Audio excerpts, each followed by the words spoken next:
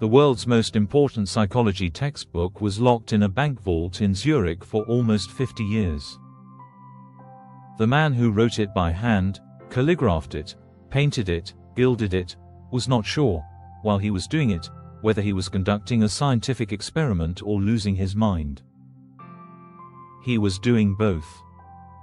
And every major concept in Jungian psychology came from what he found during those 6 years. In 1913, Carl Jung was 38 years old and one of the most respected psychiatrists in Europe. He held a clinical position, maintained a private practice, and had recently been appointed to a senior leadership role in the International Psychoanalytic Association. Then he walked away from all of it, and deliberately fell into his own mind. What followed was 6 years of induced visions, recorded dialogues with inner figures, and a manuscript he spent 16 years hand-painting before locking it in a vault. Jung called this period his confrontation with the unconscious. The result was the conceptual foundation of everything he ever wrote. To understand the Red Book period, one needs to understand what preceded it. Since around 1906, Jung and Sigmund Freud had maintained one of the most intense intellectual partnerships in the history of psychology. Freud regarded Jung as his successor, the man who would carry psychoanalysis forward and give it credibility beyond Vienna. The relationship began to fracture in 1912, when Jung published a work that diverged significantly from Freudian theory. Freud read the manuscript before publication and recognized it as a challenge to the core of his system. A series of letters followed, each one colder than the last. In May 1912, Freud visited a colleague in Kreuzlingen, a town near Zurich, and, due to a communication failure, did not visit Jung. Jung experienced the omission as deliberate. He called it the Kreuzlingen gesture, and the phrase entered their correspondence as evidence that the relationship had already broken before it formally ended. The formal end of the correspondence came in early 1913. For Jung, this was not only a personal rupture. Freud had been the intellectual framework within which Jung understood his own work, and without that framework, Jung was professionally disoriented in a way that no external setback could fully account for. What happened next was not a collapse. Jung was precise about this distinction in memories, dreams, reflections. The disorientation was real, but Jung's response was methodical. In December 1913, Jung sat at his desk and recognized the disorientation as a signal rather than a symptom. Jung described the moment in his autobiography as a deliberate choice to release the ground beneath his own thinking, and to let himself fall into whatever appeared. Jung was not having a breakdown. Jung was conducting an experiment. The difference was the ego's position. He maintained conscious awareness while allowing unconscious content to emerge, the same distinction he used clinically to separate visionary experience from psychosis. The method Jung developed during this period is what he later called active imagination. Active imagination differs from meditation, from guided visualization, and from ordinary fantasy in one critical way. The figures that appear are autonomous. They say things the ego did not choose.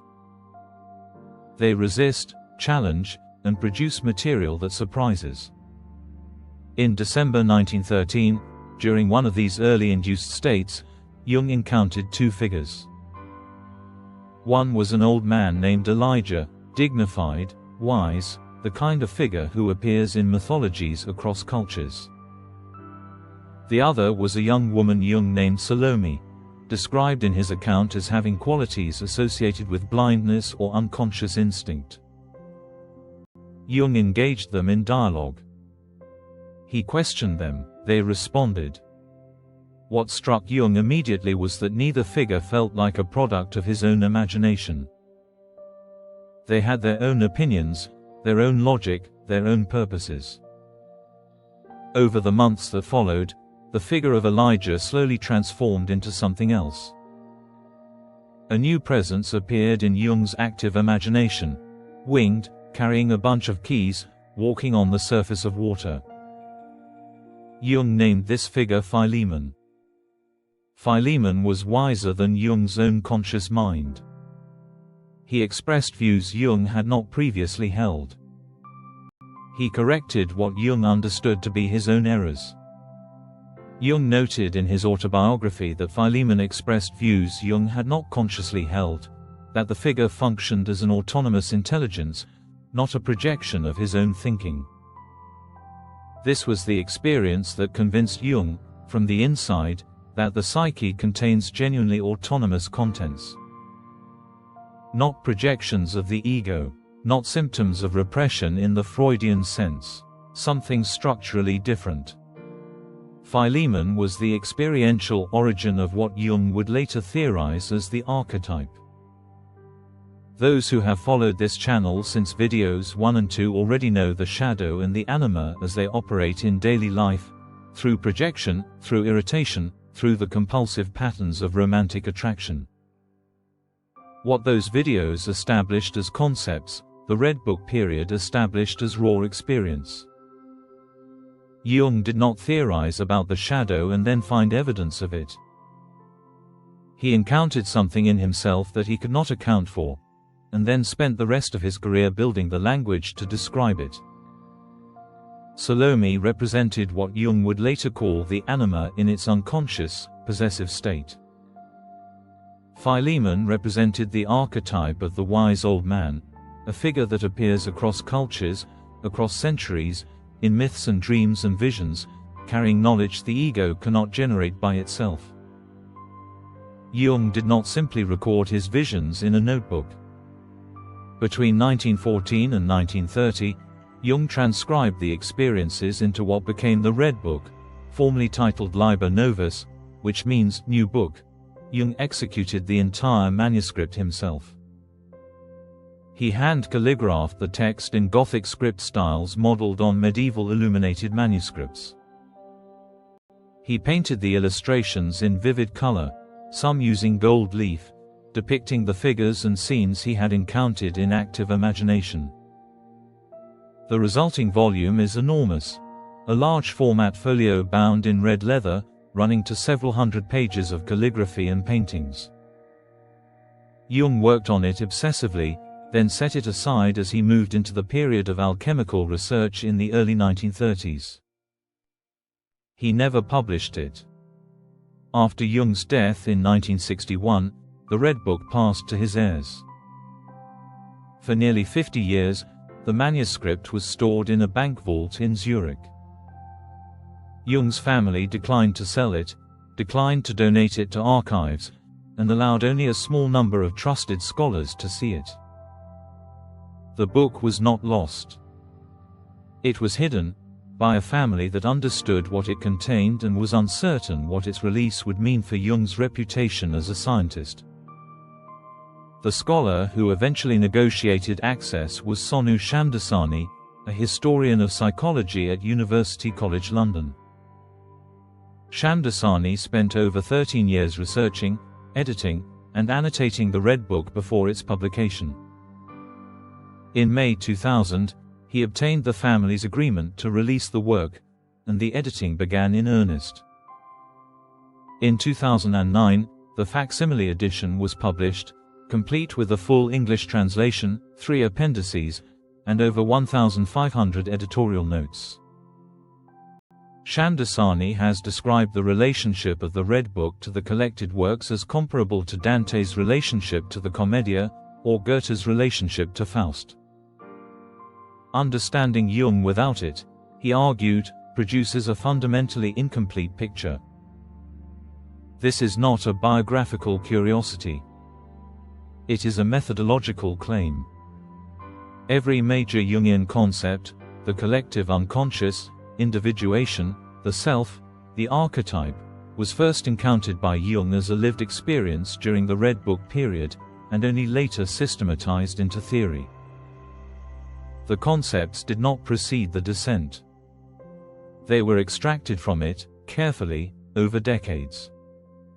There is a question that runs underneath all of this, and it deserves to be addressed directly. Was Jung mentally ill during the 1913 to 1919 period?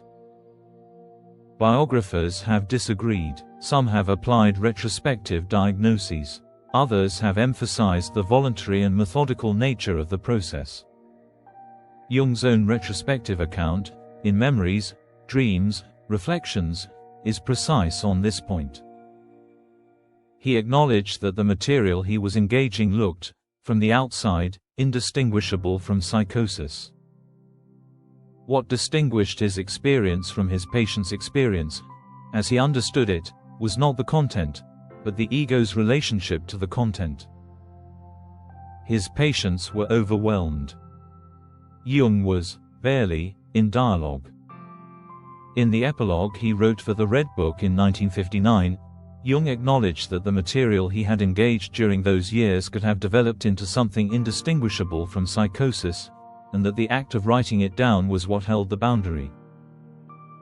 The distinction matters beyond Jung's biography. Anyone who has experienced a period of psychological crisis, episodes that clinicians frame as disorder, as breakdown, as pathology, knows the particular quality of that framing. It explains. It labels. It does not, particularly, illuminate. Jung's retrospective account offers a different model.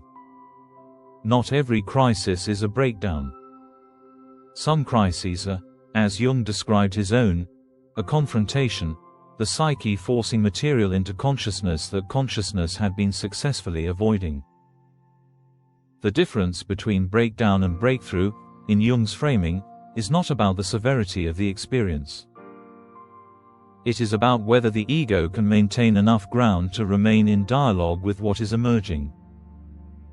Active imagination, the method Jung developed during these 6 years, was later made available to patients and analysts. It is not a mystical practice. It requires no spiritual belief. Active imagination requires one thing: the willingness to sit with material the ego finds uncomfortable, without either suppressing it or acting it out, and to treat what appears with genuine moral seriousness.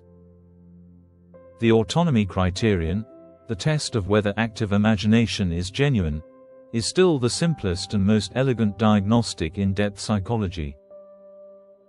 If the figures do what you want them to do, you are fantasizing. If they say things that surprise you, resist you, or challenge you, you are in contact with something real.